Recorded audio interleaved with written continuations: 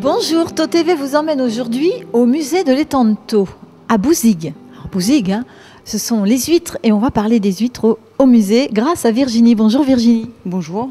Alors Virginie, quel est le but de cette visite au musée?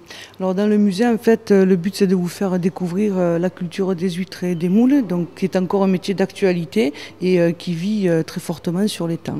Alors, ici, dans cette salle, nous sommes en présence d'une pyramide. Une pyramide, c'est archaïque quand même, comme technique là. Oui, assez. On fait comme les Égyptiens, mais nous, on y élève nos huîtres dessus. Alors, justement, donc c'est grâce à un homme qui était maçon? Oui, Louis Tudesque, qui était entrepreneur en maçonnerie et qui a eu l'idée de faire cette pyramide-là pour coller les huîtres dessus. Parce qu'avant, vous savez comment ils faisaient pour récolter les huîtres? Ils les ramassaient tout simplement. Du temps des Romains, tout le monde a toujours mangé du coquillage et ils se sont rendus compte que ce serait peut-être mieux de les élever en tirs groupés, on dira.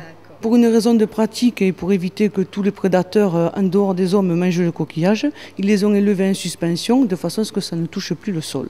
Alors, suspension, c'est ce qu'on trouve ici derrière nous. Oui, voilà, tout à fait. Et donc vous avez une évolution sur les techniques de culture et elles sont élevées sur des tables qui sont les structures que l'on voit planter au milieu de l'étang de Thau. Et là, on a un aperçu donc de ces tables. Alors c'est un aperçu de ces tables, mais là c'est une structure qui est ancienne puisque maintenant on les fait en fer galvanisé, c'est beaucoup plus résistant et plus pratique. Alors comment est-ce qu'elles sont collées les huîtres? Parce qu'elles n'adhèrent pas, comment ça se passe? Oui, alors elles se collent seules au départ sur des supports que l'on achète à l'océan Atlantique, puisque ce sont nos fournisseurs officiels, on dira, de naissins.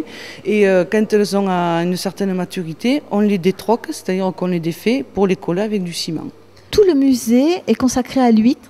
Aux huîtres, aux moules et aux techniques de pêche. Voilà. Alors, vous avez combien de salles ici dans ce musée? Nous avons 3 salles principales, puis une salle vidéo et un couloir d'exposition temporaire. Donc une salle sur la conchiliculture, une salle sur la pêche et une salle avec des maquettes où il y a des techniques de filet qui sont exposées. On va aller voir ça.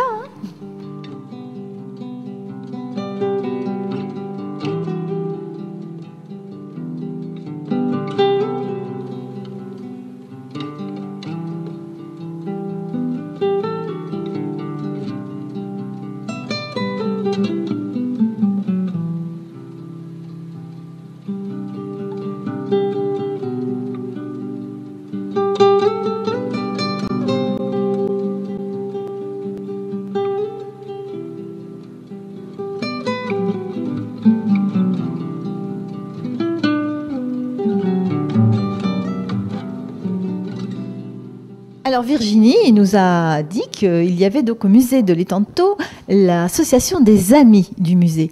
Et vous êtes Bérénice, la présidente. Oui, tout à fait. Et elle existe depuis combien de temps cette association? Elle existe depuis la création du musée.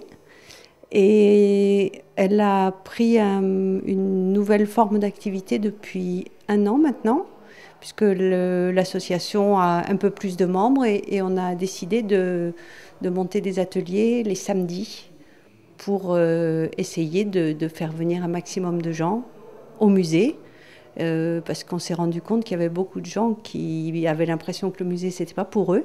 Donc on a fait des endroits où on peut faire des échanges. C'est ce qui s'appelle les samedis curieux. Curieux parce qu'on essaye d'être assez,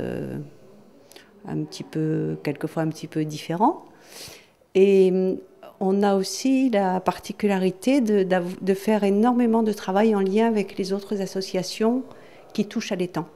Alors là, il y a de très jolis hippocampes qui sont peints sur le mur de cette salle. C'était une activité que vous avez fait dans les Samedis Curieux. Oui, l'année dernière, en 2009, on a travaillé autour de l'hippocampe. Alors on a fait du travail de création, beaucoup de travail d'écriture et de poésie.